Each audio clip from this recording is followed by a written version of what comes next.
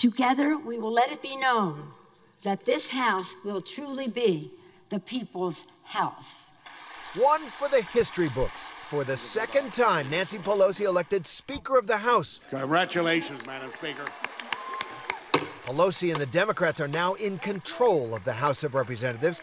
This shift in power coming after a nearly 2-week-long government shutdown. Congress and the president in a stalemate over the border wall, sending the markets into a nosedive and putting Americans on edge. Happy New Year. In a surprise visit to the White House briefing room today, the president congratulated Pelosi.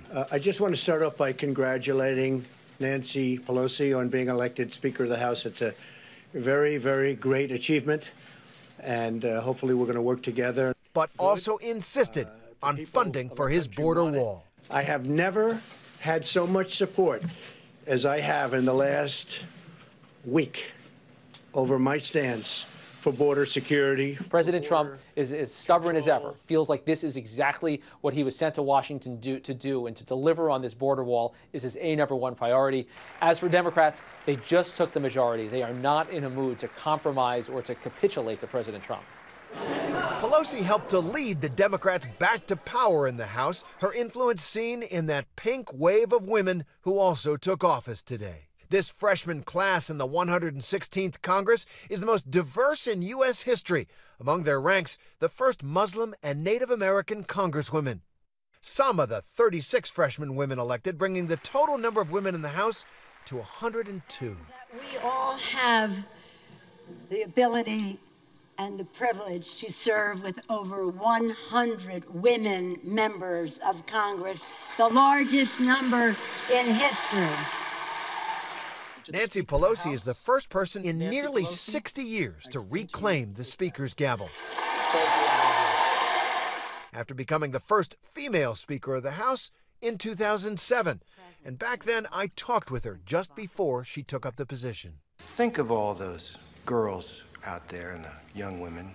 How critical is your potential election to inspiring them? I hear from young girls and women and the fathers of young girls all the time saying that my success is an inspiration to them. Nancy Pelosi has been a trailblazer. She recognizes the power that is represented by the diversity is something that's beneficial for Democrats, particularly as they face down President Trump in this era. We're so excited. Thank you. Thank you so much. Among today's history makers, Representative Abigail Spanberger, the first woman to represent Virginia's mostly suburban and rural 7th District. It feels amazing to be part of the wave of so many incoming members, particularly women, tremendous backgrounds and tremendous perspectives, so I'm excited to see what we can contribute and bring to the House. She's a former CIA agent, and she flipped her historically Republican district by running as a moderate, a tactic that appealed to many women voters in her district. She didn't waste time trashing her opponent.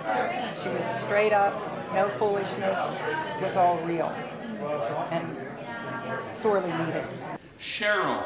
Representative Mikie Sherrill from New Jersey also found support among women. She is going to win?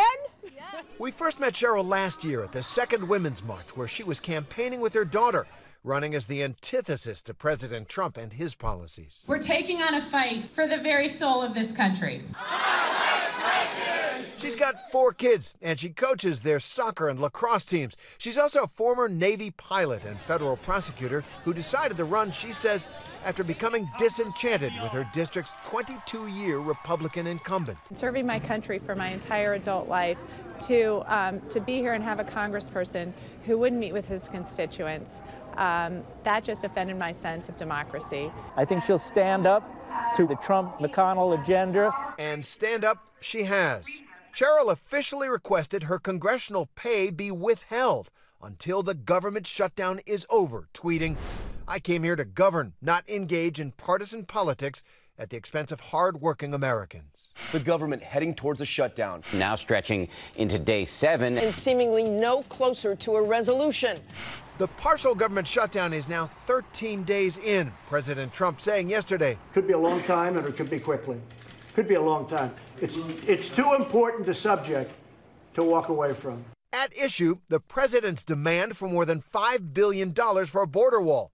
The Democrats' offer for border security measures, $1.3 billion, but not a dime for a wall. President Trump If you want to open the government, you must abandon the wall. Plain and simple. The impact of this standoff is being felt across the country, literally piling up, from national parks like Joshua Tree in California, where campgrounds have been closed, to museums shuttered in the nation's capital. Closed. Please close.